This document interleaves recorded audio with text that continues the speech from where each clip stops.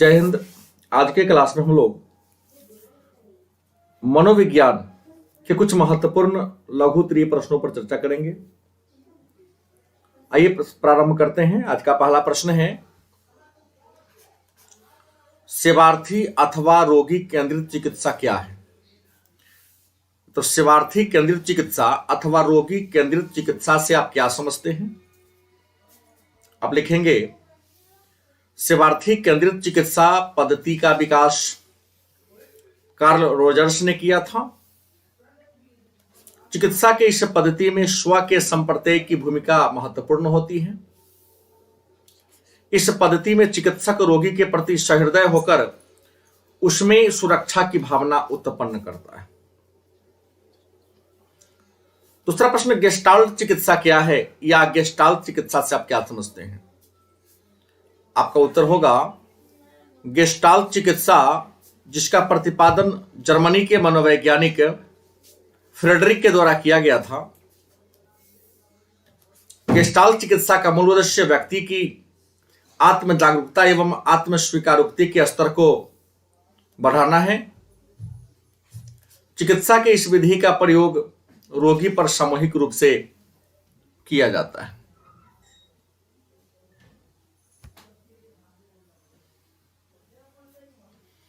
अगला प्रश्न है, वैकल्पिक चिकित्सा क्या है या वैकल्पिक चिकित्सा से आप क्या समझते हैं? आपका उत्तर होगा, वैकल्पिक चिकित्सा की एक नई विधि है। इस विधि में पारंपरिक औषधीय उपचार की वैकल्पिक संभावनाएं होती हैं। वैकल्पिक चिकित्सा के उदाहरण है योग, ध्यान, वनौषधि, एक्यूपंक्चर। अगला प्रश्न है, योग मनोविज्ञान क्या है या योग मनोविज्ञान से आप क्या समझते हैं? आपका उत्तर होगा, योग मनोविज्ञान की वह शाखा है जो व्यक्ति के व्यवहार का अध्ययन कर उसे यौगिक क्रियाओं के द्वारा परिपक्व बनाने में सहायता करता है। योग मनोविज्ञान की वह शाखा है जो व्यक्ति के व्यवहार का अध्ययन कर उसे यौगिक क्रियाओं के द्वारा परिपक्व बनाने में सहायता करती है। अगला प्रश्न है, योग के महत्व को लिखें या योग मनोविज्ञान के महत्व को लिखें।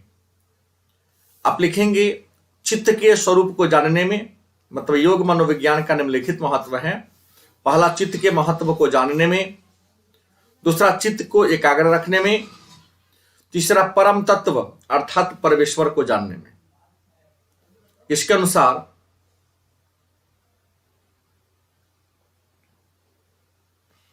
महर्षि पतंजलि ने योग के चित्त की वृत्तियों को निरोध के रूप में परिभाषित किया है, जिसमें उन्होंने पूर्ण कल्याण तथा शारीरिक, मानसिक और आत्मिक शुद्धि के लिए अष्टांग योग, मतलब 8 अंगों वाले योग का मार्ग विस्तार बताया है।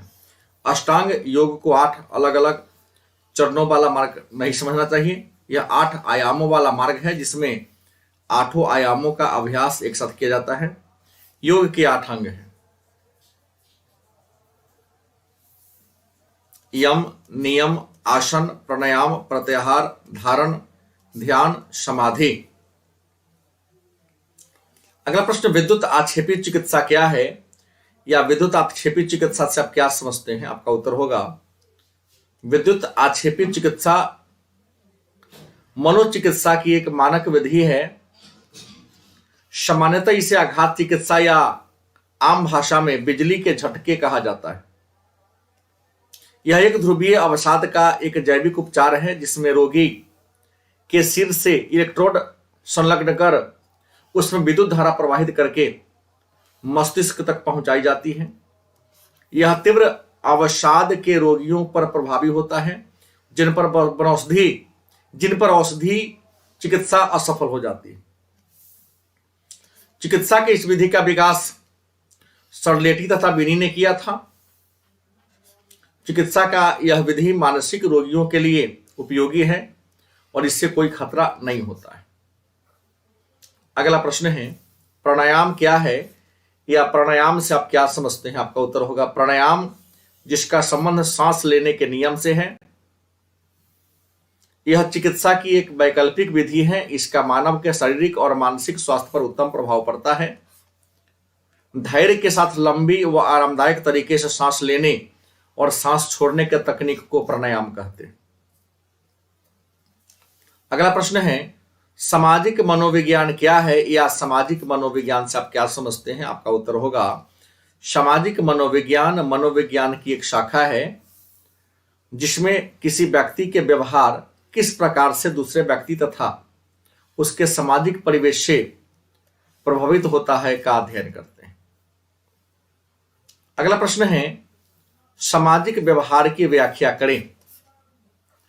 आपका उत्तर होगा, सामाजिक व्यवहार मानव जीवन का एक प्रमुख अंग है जिसमें मानव के उन सभी व्यवहारों का अध्ययन किया जाता है जो दूसरों की वास्तविक, काल्पनिक अथवा अनुमानित उपस्थिति में घटित होता है।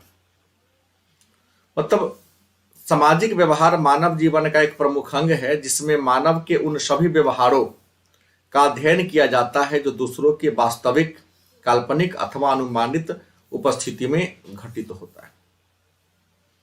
अगला प्रश्न है, सामाजिक संज्ञान क्या है, या सामाजिक संज्ञान से आप क्या समझते हैं? उत्तर होगा, सामाजिक संज्ञान उन सभी मानसिक प्रक्रियाओं को प्रदर्शित करता है जो सामाजिक वस्तुओं से संबंध, सूचना प्राप्त करने और उनका प्रकामन करने से जुड़ा होता है। दूसरे शब्दों में, वह सभी प्रक्रियाएं जो सामाजिक व्यवहार को समझने, उसकी व्याख्या करने एवं विवेचना करने में सहायक होता है, सामाजिक संज्ञान कहलाता है। अगला प्रश्न, एस्कीमा अथवा अविनति योजना क्या है? एस्कीमा अथवा अविनति योजना क्या है? आपका उत्तर होगा, एस्कीमा या अविनति योजना एक मानसिक संरचना है जो किसी वस्तु के संबंध में सूचना प्रक्रमण के लिए एक रूपरेखा, नियमों का समूह या दिशा निर्देश प्रदान करता है। यह हमारे स्मृति में एकत्रित हुई मौलिक इकाइयां हैं और यह सूचना प्रक्रमण के लिए आंसुलिपि की तरह कार्य करती है। अगला प्रश्न, छवि निर्माण क्या है, इसके प्रमुख पक्ष कौन कौन हैं? छवि निर्माण क्या है, इसके प्रमुख पक्ष कौन कौन हैं? आप लिखेंगे, छवि निर्माण आपके बारे में लोगों और समाज का नजरिया है। छवि निर्माण आपके बारे में और लोगों के बारे में नजरिया है। जनता आपके बारे में क्या सोचती है, जनता किस प्रकार की से आपकी बात समझ लेती है, आप किस प्रकार एक सच्चे और ईमानदार तरीके से स्वयं को जनता के सामने प्रस्तुत करते हैं, इसी प्रक्रिया को छवि निर्माण कहते हैं। छवि निर्माण में 3 उप प्रक्रियाएं हैं, चयन, संगठन और अनुमान। अगला प्रश्न है, कारणों के गुणारोपण से आप क्या समझते हैं? कारणों के गुणारोपण से आप क्या समझते हैं? आप उत्तर लिखेंगे, कारणों के गुणारोपण से तात्पर्य दूसरों के व्यवहार के कारणों को जानना है। दूसरों के व्यवहार के कारणों को जानना है। व्यक्ति ने एक खास तरह का व्यवहार क्यों किया, उसके विशिष्ट या समान व्यवहार का कारण क्या है, उसका स्थायी लक्षण और स्वभाव कैसा है, इन सभी प्रश्नों की जानकारी प्रदान करने वाली प्रक्रिया कारणों का गुणारोपण कहलाती है। अगला प्रश्न है, अभिवृत्ति के एबीसी घटक से आप क्या समझते हैं? अभिवृत्ति को मनोवृत्ति भी कहते हैं, ध्यान रखेंगे। अभिवृत्ति के एबीसी घटक से आप क्या समझते हैं? आपका उत्तर होगा, अभिवृत्ति के 3 घटक होते हैं, विचारपरक घटक, सामवेगिक घटक और क्रियात्मक घटक। विचारपरक घटक को संज्ञानात्मक पक्ष कहा जाता है, सामवेगिक घटक को भावात्मक पक्ष कहा जाता है और क्रियात्मक घटक को व्यवहारात्मक पक्ष कहा जाता है। इसी को एबीसी घटक तीनों को कहते हैं। अगला प्रश्न है, अभिवृत्ति या मनोवृत्ति की विशेषता को लिखें। आप लिखेंगे,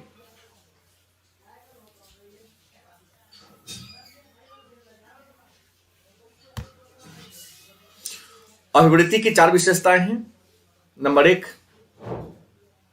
कर्षण शक्ति। इसके तहत अभिवृत्ति के मापन के 5 बिंदु हैं, बहुत खराब, खराब, तटस्थ, अच्छा, बहुत अच्छा।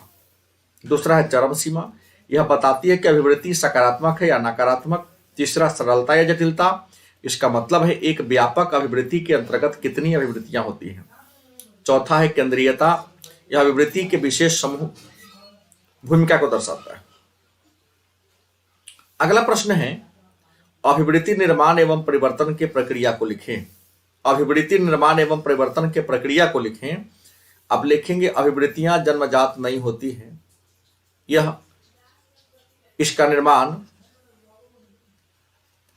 नहीं होती, इसका निर्माण एवं परिवर्तन चलता रहता है।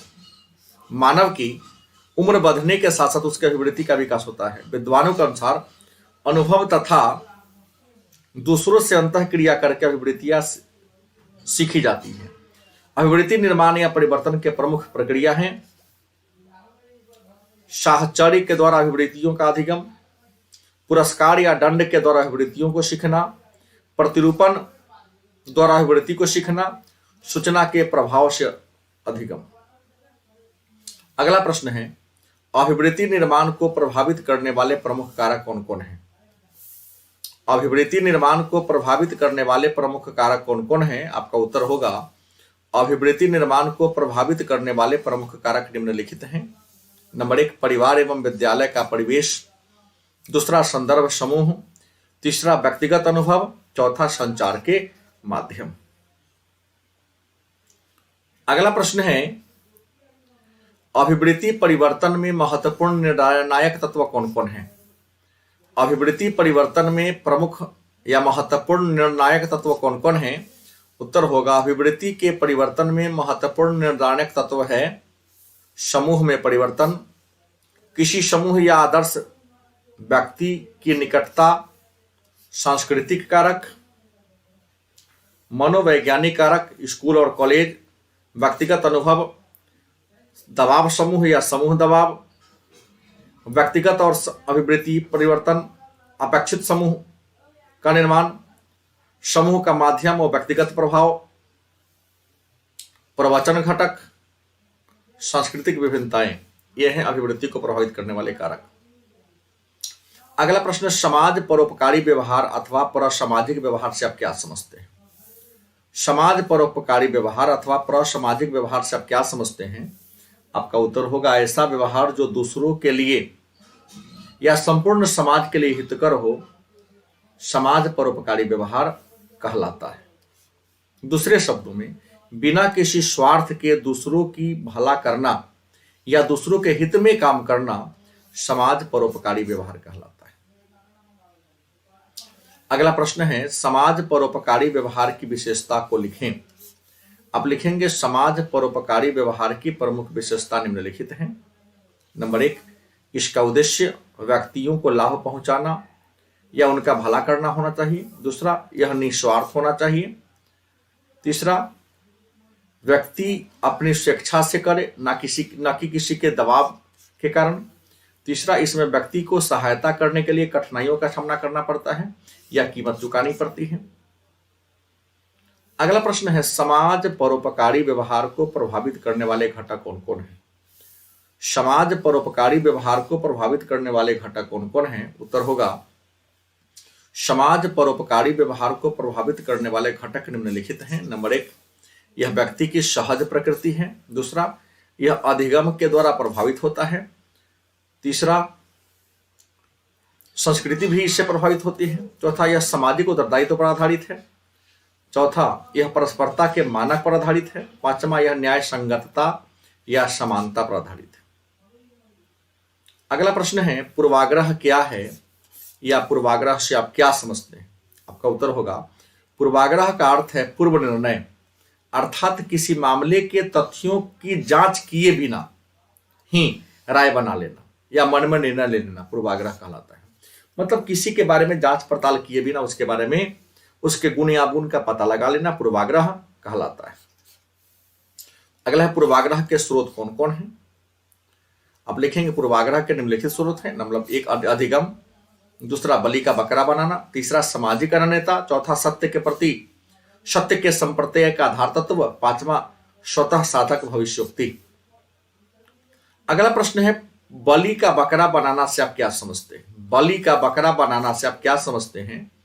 आपका उत्तर होगा वैसी प्रक्रिया जिसके द्वारा समूह अपनी सामाजिक, आर्थिक और राजनीतिक समस्याओं के लिए अल्पसंख्यक समूह को दोषी ठहराते हैं।